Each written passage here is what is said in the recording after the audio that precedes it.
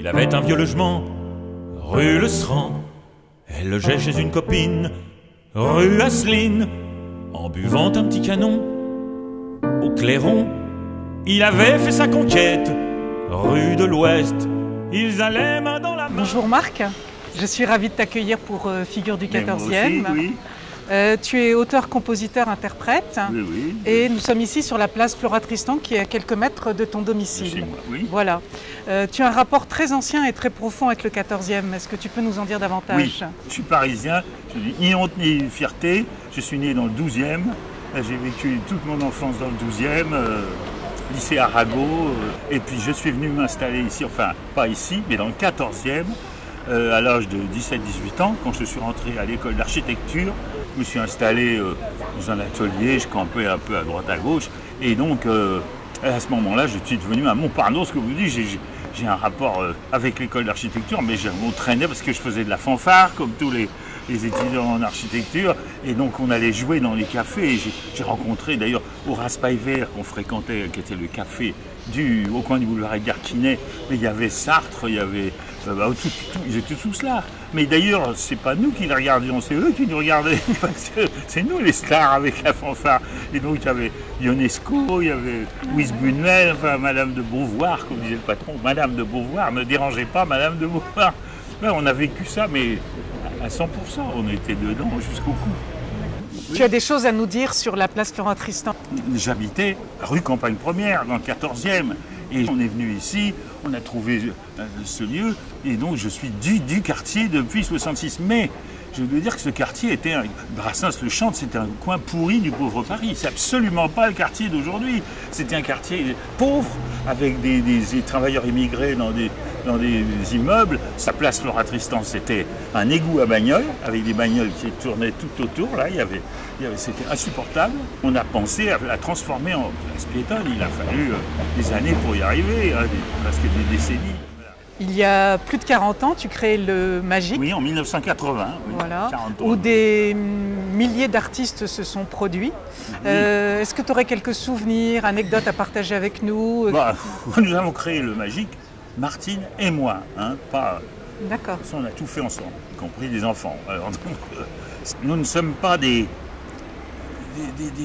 programmeurs, des gens. C'est-à-dire, par exemple, on ne s'est pas dit on va créer un lieu avec, fera venir des artistes, d'abord on ne venir personne. C'était purement l'instinct comme ça, l'envie. C'était des amis du quartier qui nous ont dit on va faire un lieu comme ça.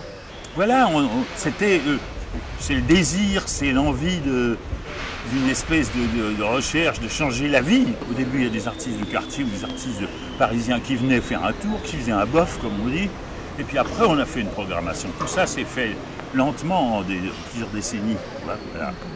Quelle ambiance régnait dans cet établissement du 14e? La mixité. C'était la mixité totale.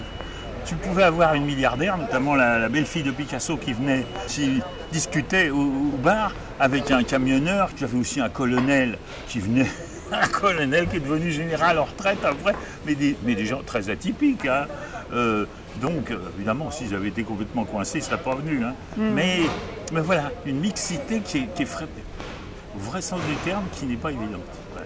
Après la disparition du Magique, tu as créé le Magique hors les murs. De quoi s'agit-il exactement? Oui, en 2017, donc, on a quitté le Magique et Martine était encore là. On a décidé de faire Magique hors les murs. Il n'était pas question de recréer un lieu public, mais par contre, on s'est dit on va faire des concerts à la maison. Donc, on avait pris, il y avait toi, chez toi, oui, tout à Béatrice, oui, et chez nous, ici, juste sur la place, là, à côté. J'ai eu cette idée à un moment qui m'avait été soufflée par un ami, qui s'appelait Jules Bourdeau, et c'est faire des joutes en chansons. Je dialogue avec un artiste, c'est une joute, c'est pas du tout une joute guerrière, c'est une joute courtoise, où j'invite cet artiste à chanter, il chante une chanson, je lui réponds, etc. Plusieurs de tes chansons traitent du quartier. Sous quels angles? Une des chansons fondatrices, évidemment, c'est la chanson que j'ai faite pour le Magique. C'est par exemple, ici, il y avait un café qui s'appelait le Berry, l'hôtel du Berry. C'était ça, c'était un monsieur qui tenait ça, qui était homosexuel, et alors il disait « Nous, on fait que les hommes ici !» Et alors, C'est ce que je dis, dans mon quartier, il y a un café où les messieurs qui s'aiment entre eux viennent pour boire un blanc limé. Dans mon quartier, juste à côté des grands palaces, sur une place, il y a un café. Tous les messieurs qui s'aiment entre eux viennent y boire un blanc limé, on rend joyeux. Dans mon quartier, juste à côté. Et dans mon quartier, rue de Plaisance, il y avait un autre café, Madame René, qui tenait un café. Et il y avait toutes les nanas, il faut se mettre à la chose, ça se passait dans les années milieu des années 70, hein, c'était révolutionnaire, hein, et les filles venaient là, elles venaient toutes entre elles, les pétroleuses, elles venaient chez Madame René, rue de Plaisance. Hein.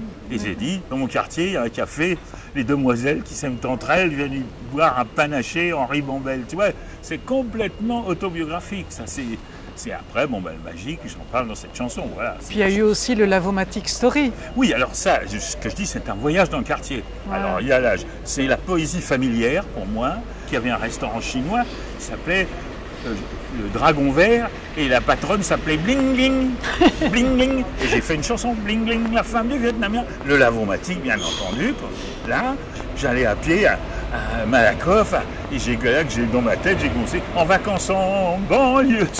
C'est la vie vraiment de tout le quartier, et c'est ma vie, quoi, c'est notre vie. Je n'oublierai jamais l'instant secret du soir où j'arrivais dans la ville de... Quelles sont tes sources d'inspiration dans la musique, évidemment, et en dehors? Le cinéma m'a beaucoup servi, notamment à Hiroshima sur Seine. Hiroshima, mon amour, bien sûr, et c'est mon amour, Hiroshima. À Hiroshima sur Seine, mon amour. À Hiroshima sur Seine, mon amour.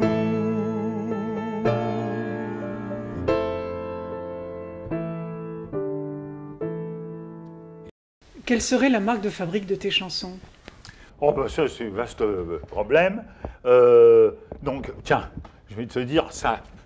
Quand tu l'as vu, ce matin, je prends le journal, à tout hasard, ce dessin, c'est complètement... enfin, j'ai complètement la source d'inspiration. C'est, tu l'as vu, égalité homme-femme.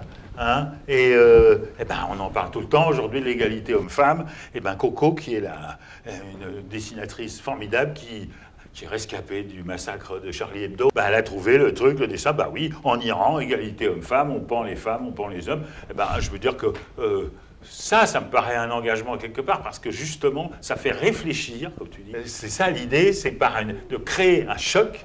Quand je vois toutes ces horreurs, je rêve de meurtre. Hein, j'ai peut-être envie, le mec, tu prends une carabine, puis il commence à tirer dans le tas, je ne sais pas si c'est très efficace. Alors qu'est-ce que je fais? Ben, je m'en tire par l'humour. Hein, j'habille d'humour mon désespoir, parce que n'oublions pas que l'humour, c'est la politesse du désespoir. Hein, c'est un monde complexe, et ce monde complexe, on peut en dénoncer des tas de travers. Hein. Mais moi, je me dis que la chanson peut rester.